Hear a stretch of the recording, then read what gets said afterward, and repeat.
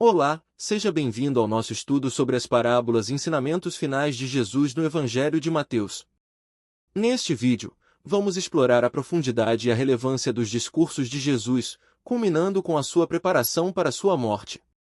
Vamos examinar a parábola dos 10 talentos, o último julgamento e os eventos que conduzem à crucificação. Acompanhe-nos nesta jornada para compreender melhor as lições essenciais que Jesus transmitiu e como elas se conectam com a conclusão de seu ministério terrestre. Vamos começar! A parábola dos 10 talentos. Jesus continua abordando a demora de sua segunda vinda e a importância de cumprir sua vontade. O paralelo em Lucas esclarece especificamente o motivo pelo qual Jesus contou a parábola. Pensavam que o reino de Deus iria se manifestar imediatamente. Na versão de Lucas, é um nobre que parte em viagem para assumir a posse de um reino. A inspiração para esta parábola pode ter vindo do evento histórico em que Arquelau, filho de Herodes, o Grande, viajou para Roma para receber o reino da Judéia. A palavra grega talanton, usada apenas por Mateus, refere-se a uma moeda de alto valor, cujo valor variava dependendo do metal de que era feita.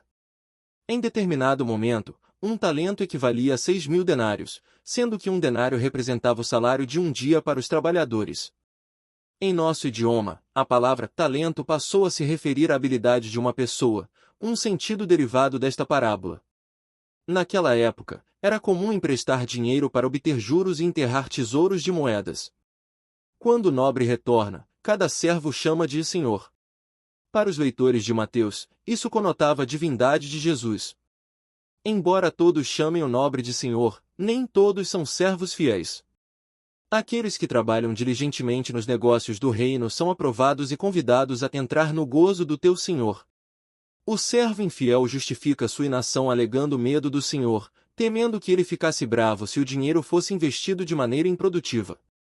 Em vez de arriscar perder, ele enterra o tesouro como uma forma de garantia. No entanto, ele se condena com suas próprias palavras. O Senhor o chama de mau e negligente servo. Trabalhar no reino resulta em abundância na consumação dos tempos finais, enquanto a negligência, ou preguiça, leva à condenação eterna. Jesus ensinou que a prática da justiça e do perdão gracioso de Deus são indispensáveis para a salvação final. O último julgamento. Jesus é o Filho do Homem. Quando Mateus utiliza esse título messiânico, ele o faz para prever o sofrimento e a morte de Jesus ou para retratar sua segunda vinda. Das cerca de 30 ocorrências em Mateus, 7 aparecem nos capítulos 24 e 25. Nesta seção, os temas dominantes são a parousia do Filho do Homem e o julgamento. Isso se assemelha a Daniel 7 versos 13 e 14, onde como o Filho do Homem, recebe o reino do Ancião de Dias. A glória concomitante e o acompanhamento angelical exaltam a finalidade apocalíptica de sua vinda. A identificação das nações é crucial para a interpretação. Se refere-se aos gentios, então esse julgamento é distinto do julgamento dos judeus predito por Jesus. Neste contexto, os gentios serão julgados pela forma como tratam os missionários cristãos ou os cristãos em geral. A expressão pequeninos irmãos pode se referir aos seguidores de Jesus e missionários, apóstolos. No entanto, é provável que este não seja um julgamento distinto, mas de todas as nações, incluindo Israel. A separação das ovelhas e bodes não representa um julgamento das nações que são simpáticas aos cristãos em contraste com as que não são, mas um julgamento da Igreja de todas as nações. Note que ambos os grupos chamam Jesus de Senhor. Esta divisão remete à parábola do trigo e do joio e à parábola da rede de pesca, no capítulo 13, à parábola do trigo e da palha, em Mateus 3 versos 11 e 12, e à parábola dos discípulos verdadeiros e falsos, em Mateus 7 versos 21 a 27. Esses são julgamentos sobre a comunidade cristã. É evidente que o que se faz aos outros terá um efeito quando essa pessoa comparecer no último julgamento, mas Mateus 7 verso 23 deixa claro que essa separação final dos eleitos depende também de se conhecer Jesus. Estar separado de Jesus é o castigo supremo, que a própria pessoa impõe sobre si mesma. Quanto ao julgamento apresentado em termos de ovelhas e bodes, veja Ezequiel 34 verso 17. Assim como na parábola anterior, Jesus fala de punição e recompensa eternas.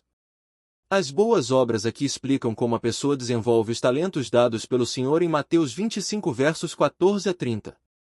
Aqueles que argumentam que a punição não é eterna, aionion, mas limitada a um período ou era, também devem considerar a vida eterna como limitada. Claramente, Mateus está apresentando uma punição interminável e uma vida interminável para os malditos e os eleitos, respectivamente. O julgamento é o inferno, representado pelo fogo. Aqui, o Filho do Homem é descrito como rei. O reino que os crentes herdam está preparado para eles desde a criação do mundo, MT 25:34, enquanto o inferno foi preparado para o diabo e seus anjos. Note o contraste entre os crentes e os anjos do Filho do Homem. Com o versículo 46, Jesus termina sua última sessão de ensino. Mateus encerra a quinta e última sessão de ensino com sua conclusão característica, quando Jesus concluiu todos esses discursos. Note a palavra todos, que indica que o ensino de Jesus, o novo Moisés, está completo.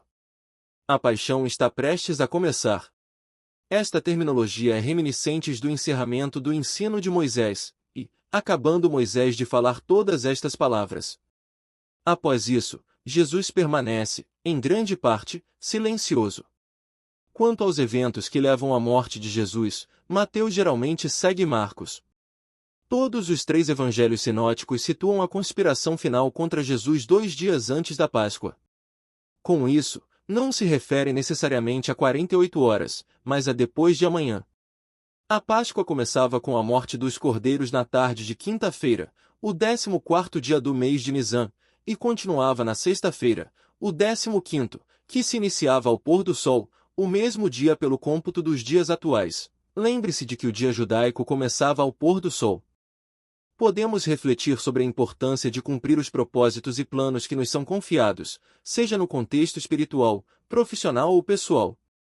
Assim como na parábola dos 10 talentos, que destaca a responsabilidade de fazer bom uso dos dons e recursos que recebemos, somos desafiados a ser diligentes e corajosos em nossas atitudes, em vez de permitir que o medo nos paralise. Além disso, a noção de um julgamento final, como descrito na história das ovelhas e bodes, nos lembra da importância de praticar a justiça e o amor ao próximo. Nossas ações e atitudes em relação aos outros terão repercussões no julgamento final, onde a compaixão, a bondade e a fidelidade serão levadas em consideração. Esses relatos nos convidam a refletir sobre como estamos investindo nossos talentos, recursos e energias no cumprimento dos propósitos divinos e na construção de um mundo melhor para todos. A mensagem central parece ser sobre a importância da responsabilidade, da fidelidade e da compaixão em todas as áreas de nossas vidas. Ao encerrarmos este estudo, que possamos lembrar sempre da importância de cultivar nossos talentos, praticar a justiça e o amor ao próximo. Que as palavras compartilhadas nos inspirem a ser melhores a cada dia. Agradeço a todos pela participação e dedicação. Que possamos seguir adiante com coragem e esperança. Até a próxima jornada!